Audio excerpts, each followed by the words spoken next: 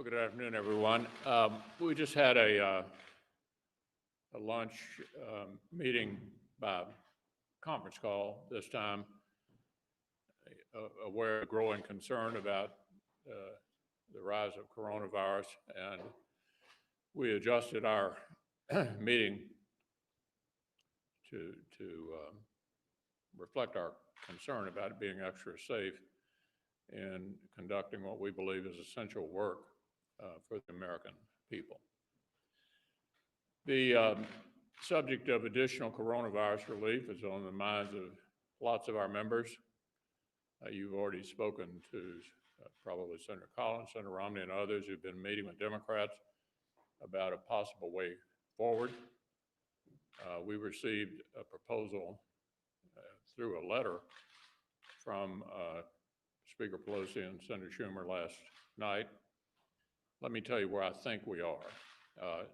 Leader McCarthy and I have been in discussions with the Secretary of the Treasury and the President's Chief of Staff to try to ascertain what the President would actually sign into law.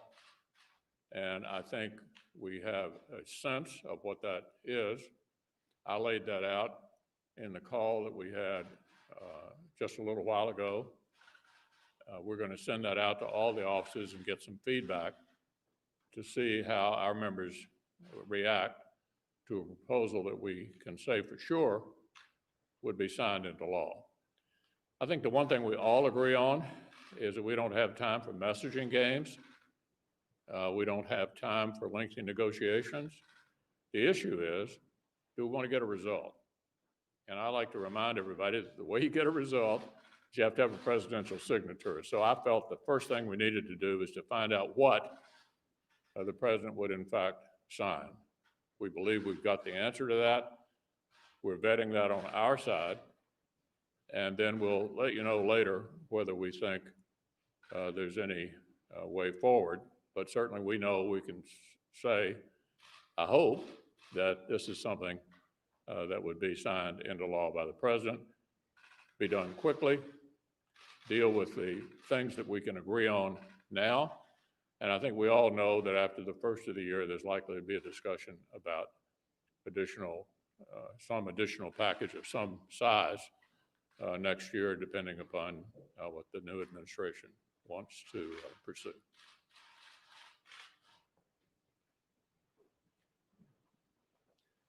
Between now and the end of the year, we have to wrap up a lot of the unfinished business of this Congress. And so we've got a number of nominees to important agencies and judgeships that we will need to be acting on and filling.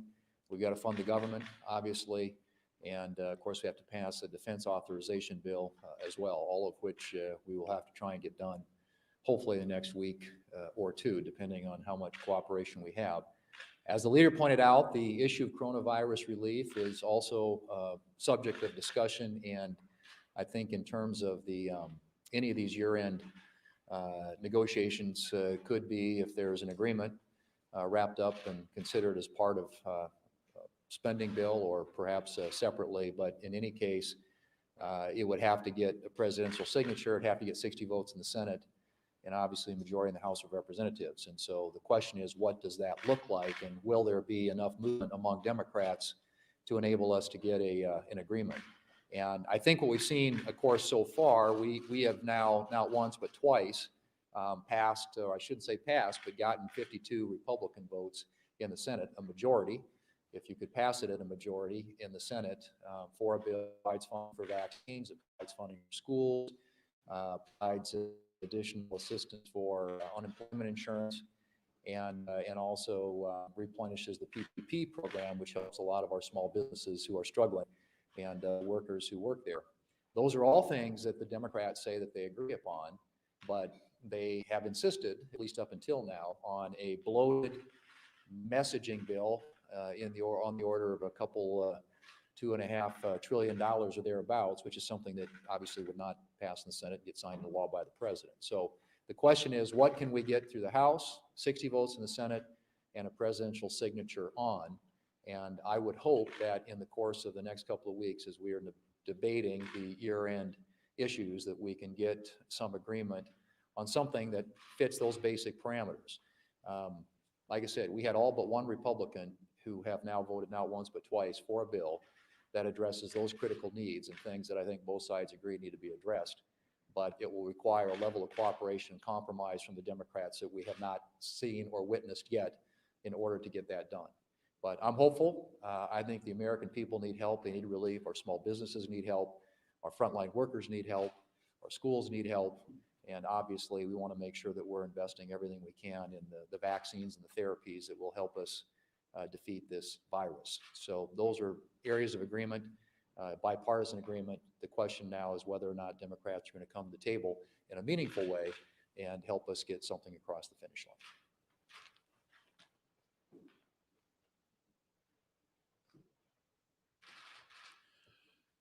Nancy Pelosi has been stubbornly dug in since she passed her bloated messaging bill about 6.5 months ago, stubbornly dug in against doing a coronavirus relief bill in a cooperative way. As a matter of fact, right before the elections, she said that she would not budge. She's been dead set for using the pandemic as a way to push a far left agenda because she was going to use this and pick up 15 to 20 seats for Democrats in the House. Well, what happened? As a result of her actions, Republicans picked up over 10 Republican seats in the House of Representatives. Why? Because the Democrats refused to deal and address the number one issue, which is on the minds of the American voters, which was relief for coronavirus and dealing with the disease. So now here we are at a point where we have an increased number of cases around the country and around the world. You say, so what is the House of Representatives doing this week? So I looked into it. Well, they have a bill that is going to be taken up in the Rules Committee tomorrow. It's called the MORE Act. I didn't know what exactly that stood for. So I looked into it, researched it. This is Pelosi's priority. Marijuana Opportunity Reinvestment Act. Now, I don't know exactly what's in that bill, but that is the priority of the House right now. I don't know if it has to do with decriminalization, legalization of marijuana, making it easier for our kids to get marijuana in our neighborhoods. Whatever it is, that is today's priority of the incredibly shrinking Nancy Pelosi-run House of Representatives. That's not what the American people are talking about. That's not what I heard about in Wyoming this weekend. What I heard about is all the good news about the vaccine. People looking forward to having that available to them. Well, the Republican relief bill has money for distribution of the vaccine. The Pelosi-Schumer approach, well, they really do shortcut the vaccine. The Republican bill has money for paycheck protection, the Senate bill that we're working on. That's what small businesses are asking for and the workers are asking for. It has money to help kids get back to school safely so they don't fall further behind. This is the path forward for our country.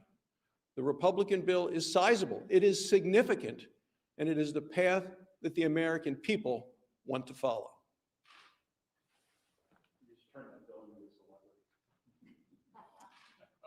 I think also safe to say that today, Senator Shelby said we were making real progress on the omnibus spending bill. I know on the part of the labor education bill, I think we're down to only discussing report language with the full committee help. We're going to close that out. The four members, House and Senate, have worked through that bill over the last couple of weeks now, and I think we're getting to a good place there. I hope we are with the rest of the bill. The other topic I wanted to talk about today was the arms sale, the F-35 sale to the UAE. It appears that sometime this month there'll be a congressional vote on that issue. My personal view is it would be a big mistake not to move forward with that arms sale. Israel is supportive. I think it may be the only thing that Netanyahu and Gantz had agreed on since they formed their coalition government, that this sale should go forward. They say that understanding that there would be a qualitative difference between the UAE F-35 and the Israel F-35, and then another difference between what we have. But for 20 years now, 3 different administrations, we have increasingly worked closely with the UAE on defense issues, on the ground together, in the air together. in at least 6 different extended deployments. The UAE has been there. Clearly, the Abraham Accords, what's happened with Bahrain following, and I think others to follow that, will be impacted by whether we continue to have the kind of cooperation on defense issues that we've had with the UAE, again, for 3 different administrations. That will come up. It will not successfully be stopped by the Congress, I don't believe, but it's a debate that we ought to be thinking about. I certainly think we should continue with that arms sale. First, I want to welcome back my senior senator, Chuck Grassley, to the United States Senate and our work schedule.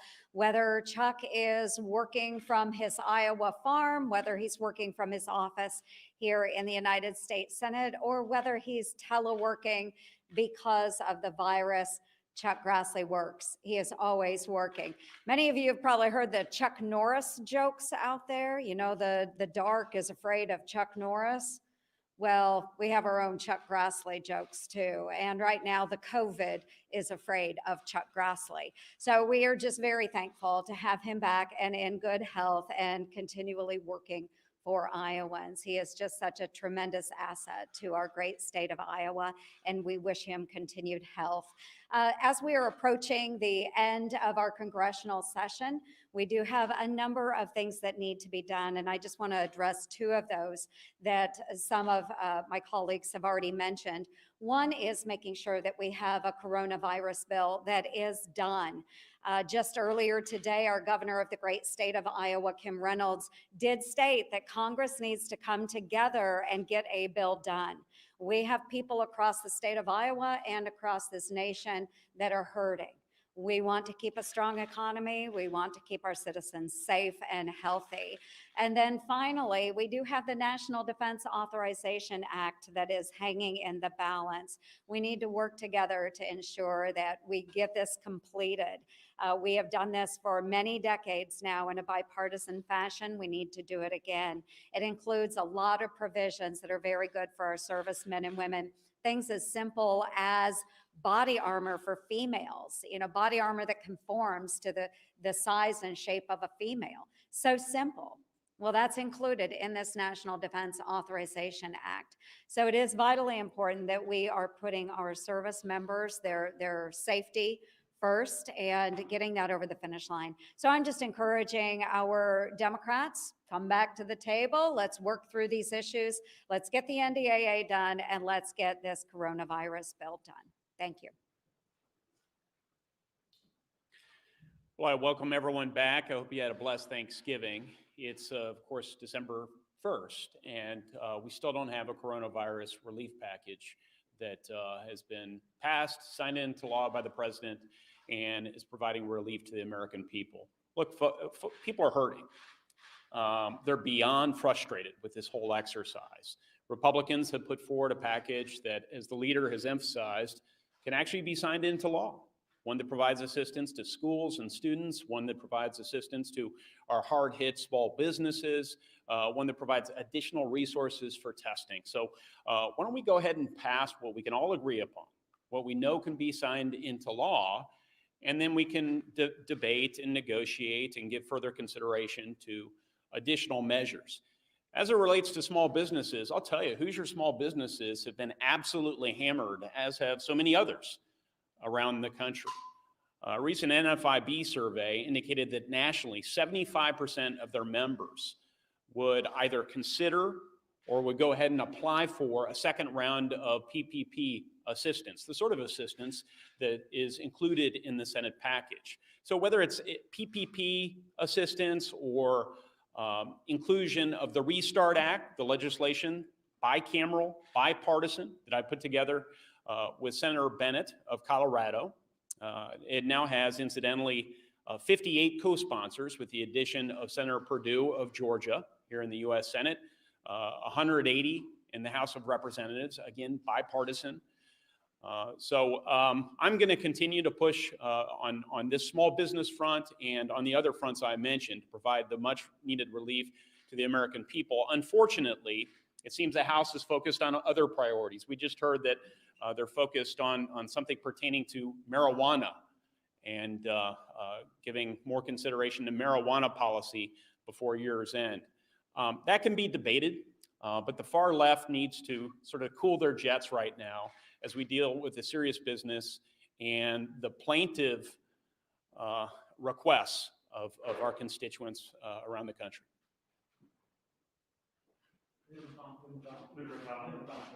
On COVID relief, you alluded to the bipartisan framework that came out today. Have you had a chance to look at that? And since you're talking about the importance of the president signing something, the House would have to pass something too. So why wouldn't a bipartisan proposal that could potentially also pass in that body be a better way to go?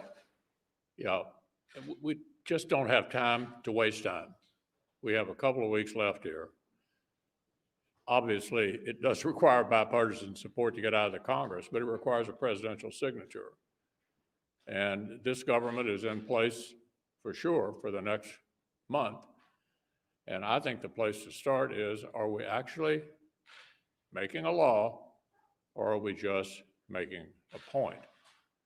And I think the way you make a law for sure is you know you've got a presidential signature. So we'll see how it goes forward. I think the one thing we all agree on, as I said, waiting till next year is not an answer. We need a targeted relief bill, including things that we can agree on. The House Majority Leader has said that House Democrats are likely bringing back earmarks next year. Some of your Senate Republican colleagues say that with Biden likely being control of the administration, Republicans should consider bringing back earmarks here in the Senate. Do you have an opinion about that? Take your mask down, say that again. Earmarks. House Majority Leader Steny Hoyer says House Democrats are bringing back earmarks next year. Yeah, I haven't given any real thought to that. I did hear that Hoyer said that. That's a decision, obviously, the majority's decided to make over there. And it'll be interesting to see how the Republicans in the House respond to it. Yeah. In terms of the timing for a COVID relief bill, does it need to ride on the government funding bill? What should we expect kind of on a horizon when it needs to come out, when it needs to come to fruition? Well, first, we're working really hard to finish up the omnibus bill, as Senator Blunt pointed out. Obviously, given the challenges of moving things across the Senate floor speedily, that would be a vehicle to add on whatever coronavirus relief bill we know will get a presidential signature. And obviously, as was discussed earlier, it'll have to have Democratic votes to get through the House. But I think it'll all likely come in one package. The concerns you've raised over the years about the electoral process, integrity in the election, why have you not spoken out, and why have you been quiet amid the president's claims that the election has been rigged and it's been stolen from him? As I've said repeatedly, we have this government for the next 3 weeks for sure. And what I'm focusing on is trying to accomplish as much as we can during this 3-week period, which requires dealing with the government that we have right now. The future will take care of itself. As I've said repeatedly, we're going to go through these processes. The Electoral College is going to meet December the 14th. There'll be an inauguration January 20th. You keep saying that the president, you want a bill that would pass COVID relief that would have the president's signature. But he's been far apart from Senate Republicans. He's been willing to go as high as 1.8 trillion. Are you coming up on your number? And is there anything from the compromise package that you saw today, which included state and local aid? Yeah, well, what I'm doing, maybe I wasn't very clear about, what I'm doing is talking to Secretary Mnuchin, who's been deputized by the president to indicate what he's willing to sign. And Leader McCarthy and I went over with Meadows and Mnuchin this morning. For sure, what we know will get a presidential signature. That's where we began the discussion at lunch today. I'm sending that proposal to all offices. It's probably been done by now. We're going to get feedback about how our members feel about it, and then to determine the way forward. Yeah. Is the Judy Schultz, that nomination dead, or do you think you'll be able to try to reconsider that before March? Well, as you may recall, I changed my vote and made a motion to reconsider, so we can reconsider it in the future. Thanks a lot, everybody.